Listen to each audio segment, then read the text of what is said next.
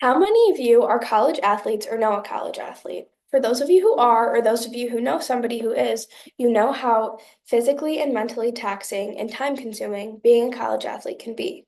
The NCAA, or National Collegiate Athletic Association, is the biggest college sports organization.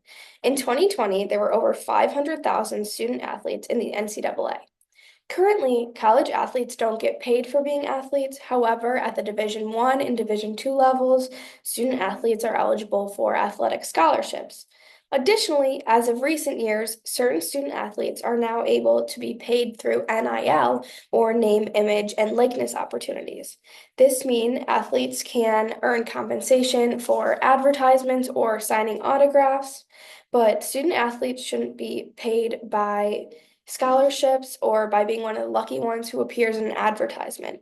All athletes should be paid simply for being student athletes. They bring in money for their school, they essentially work a full-time job, and they risk a lot for the sake of their sport. Student athletes deserve better. How many of you are Penn State, Ohio State, or other college fans? I'm sure a lot of you are, and clearly college athletics is a huge deal in the United States. Thus, colleges make a lot of revenue from sports, specifically basketball and football. If college athletes aren't getting paid, then where does all this money go? According to US News on February 1st, 2024, the NCAA reported about $1.3 billion in revenue in 2023. Without the athletes, the NCAA would make no money in revenue. Yet, the athletes are making none of this money. College athletes are the stars of the show, but they're the ones receiving no compensation. So, while these athletes are making no money, some college coaches are making millions of dollars a year. Michigan football coach Jim Harbaugh, who earned $11 million in 2023, said in March of 2021 during a discussion about the NCAA's financial model, I would take less money for the players to share, and I hope other coaches would use their voice to express the same thing. Even coaches agree that their athletes deserve money. Additionally, not only are athletes the reason for ticket sales, but many students also choose their schools from school spirit, and that comes from good sports programs. Thus, athletes attract higher enrollment, which ultimately brings in more revenue for the university. Because these athletes bring in millions of dollars for the school, they deserve a little bit of compensation for that. So, not only do student athletes bring in millions of dollars for their universities, but being a college athlete is as much, if not more, time consuming than a full-time job. Fortune, which is an American business publication, in 2021 said that 81% of college students have a part-time job to pay for things like tuition, groceries, and other wants and needs. Unfortunately, with the schedule of student athletes, having a part-time job is usually not in the cards for them. So, being a student athlete is a job in itself. They have practice, competitions, games, all on top of uh, going to class, exams, homework, etc. These student athletes deserve to be compensated for this full-time job that they have.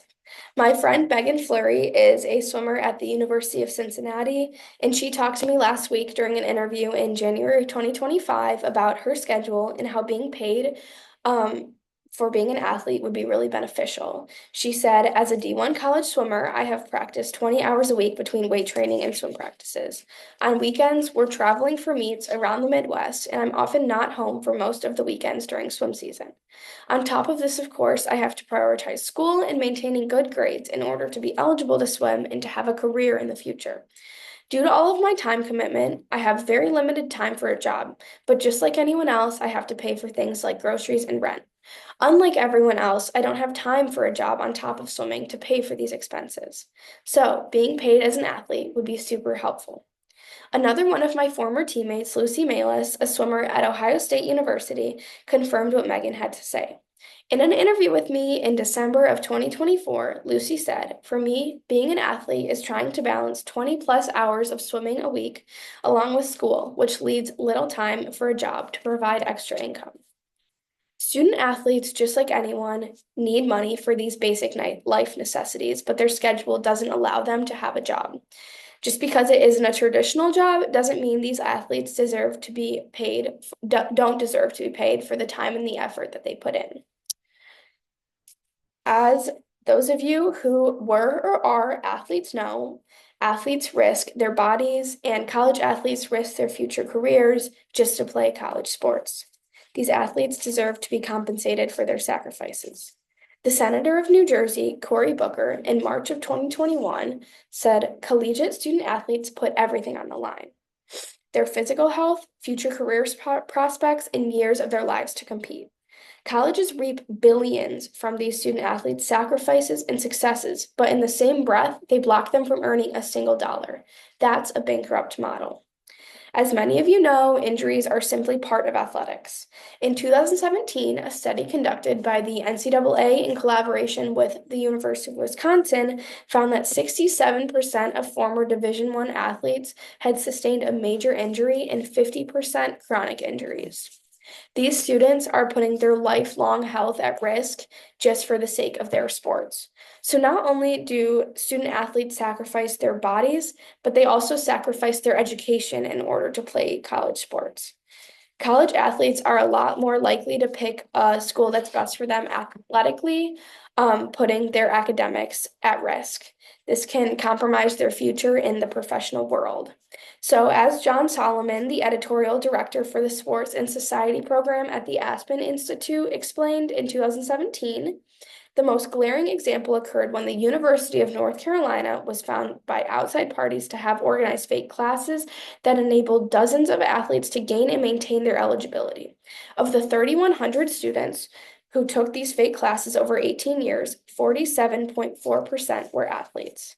The NCAA is the one that decides that these athletes can't get paid, but they don't ensure quality education. For all that these athletes sacrifice, the least the NCAA could do was pay these athletes a little bit of money. College athletes have a full-time job worth of duties, but they're working for free. They're the ones bringing in billions of dollars to the NCAA and their universities, but that money goes anywhere but to their bank accounts. Just like everyone else, these people have expenses and they deserve to get paid for their hard work and dedications to their school and to their sport. Next time you buy a ticket to a college football game, remember that money isn't going to the stars of the show, the players. It's going to the coaches, the university, and who knows where else. It's time we start encouraging colleges to give these student athletes the compensation they deserve. Thank you. This is my audience. So, thank you.